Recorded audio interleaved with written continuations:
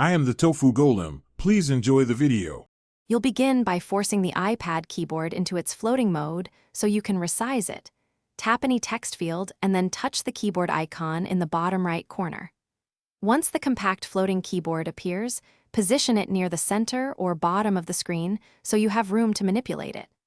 Make sure you're using touch, not a hardware keyboard. The resize gesture only works on the on-screen floating keyboard. Now get ready to use a 2-finger pinch gesture to change its size. You'll expand the keyboard using a simple touch gesture. Place 2 fingers on the floating keyboard and pinch out, spreading your fingers apart.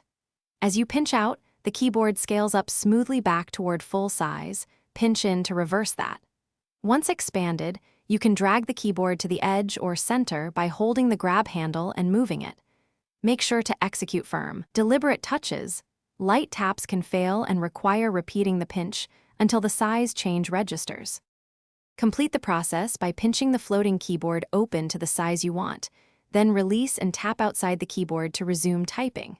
If you prefer it docked, press and hold the keyboard icon and choose Dock to return it to the bottom.